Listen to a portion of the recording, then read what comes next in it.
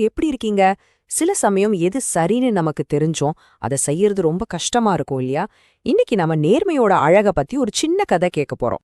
சில விஷயங்கள்லாம் பாத்தீங்கன்னா காலத்தையே கடந்து நிற்கும், நமக்காகவே நமக்கு வழிகாட்டுறதுக்காகவே எப்போதுமே இருந்த மாதிரி ஒரு உணர்வை கொடுக்கும். அப்படிப்பட்ட ஒரு ஞானத்தை தான் இன்னைக்கு நம்ம பார்க்க போறோம். இந்த வரிகளோட அழக முதல்ல பாருங்க. இதோட ஆழமான அர்த்தத்தை உடனே தெரிஞ்சுக்க முயற்சி பண்ண வேண்டாம். அதுக்கு பதிலா ஒரு ரொம்ப எளிமையான கதை மூலமா இதோட உண்மையான அர்த்தம் என்னன்னு நாமளே உணர்ந்துக்கலாம். சரி, வாங்க கதைக்குள்ள போலாம். உங்க கற்பனையில ஒரு ஸ்கூல் விளையாட்டு மைதானத்தை கொண்டு வாங்க. இறுதி போட்டி பயங்கர பரபரப்பா போயிட்டு இருக்கு. ஜெயிக்கிற டீமுக்காக ஒரு பெரிய கோப்பை காத்துட்டு இருக்கு. இந்த கதையோட முக்கியமானவங்க 3 பேர். நடுவரா இருக்கிற அஞ்சலி, அவளோட உயிர்த்தோழிகளான மாயாவும் பெண்ணும், எதிரெதிர் அணிகளோட கேப்டன். இந்த ஆட்டம் வெறும் ஜெயிக்கிறதுக்காக மட்டும் இல்ல, அவங்க நட்பையும் சோதிக்க போற ஒரு மேட்ச். ஆட்டத்தோட கடைசி நிமிடங்கள் 2 டீமும் ஒரே ஸ்கோர்ல இருக்காங்க. மைதானத்துல டென்ஷன் உச்சத்துக்கு போகுது. யார் ஜெயிப்பா? எல்லார் மனசுலயும் இதே கேள்விதான் ஓடிட்டு இருக்கு. இப்போதான் கதையோட முக்கியமான ஒரு டர்னிங் பாயிண்ட் வருது.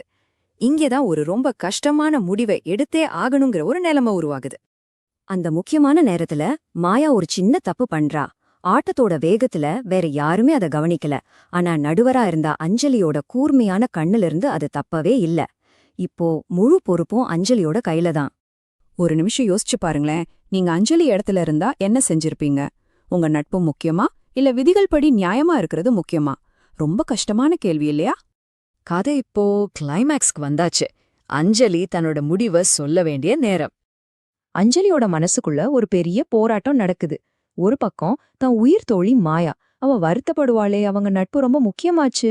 இன்னொரு பக்கம் விதிகள், ஒரு நடுவரா நியாயமா இருக்கணும், செஞ்ச தப்பு தப்புதான் சொல்லியே ஆகணும். அவ மனசு 2க்கும் நடுவுல தவிக்குது. ஒரு பெரிய பெருமூச்சு. மனச திடப்படுத்திக்கிட்டு அஞ்சலி விசில் ஊதுறதுக்காக கைய உயர்த்துறா. அவ்வளவுதான், தப்புன்னு அறிவிச்சாச்சு. பெண்ணோட டீமுக்கு கடைசி ஷாட் அடிக்க வாய்ப்பு கிடைக்குது. அவங்களும் இந்த வாய்ப்பை சரியா பயன்படுத்தி ஜெயிச்சிட்டாங்க. கோப்பா அவங்களுக்கு போயிடுச்சு. ஆனா உண்மையான வெற்றி எது? அந்த கோப்பையா? இல்ல, அது ஒருத்தரோட குணத்துல இருக்கு. வாங்க இந்த கதையோட அழகான முடிவை பார்க்கலாம். முதல்ல எதிர்பார்த்த மாதிரி மாயாவுக்கு ரொம்ப கோவம், வருத்தம். ஆனா அன்னிக்கு ராத்திரி அஞ்சலி அவகிட்ட போய் ஏன் அப்படி ஒரு கஷ்டமான முடிவை எடுத்தேன்னு பொறுமையா விளக்கி சொல்றா. அடுத்த நாள் மாயாவுக்கு எல்லாம் புரியுது. அஞ்சலியோட நேர்மைய புரிஞ்சுகிட்டு அவளை மதிக்க ஆரம்பிக்கிறா.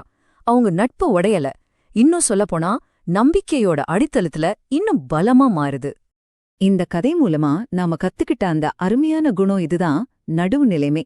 அதாவது ஒரு தராசு எப்படி 2 பக்கமும் சரியா சமமா இருக்குமோ, அதே மாதிரி எந்த சூழ்நிலையிலயும் யாருக்காகவும் சாயாம நியாயத்தின் பக்கம் நிக்கிறது. அப்போ இதுல இருந்து நாம என்ன கத்துக்கிறோம்? எவ்ளோ கஷ்டமா இருந்தாலும் சரி, ஒரு தராசு மாதிரி சமநிலையாவும் நேர்மையாவும் இருக்கிறது தான் ஒரு சிறந்த மனிதரோட உண்மையான அடையாளம். நாம போட்டுக்கிற நகநட்டெல்லாம் உண்மையான அழகில்ல.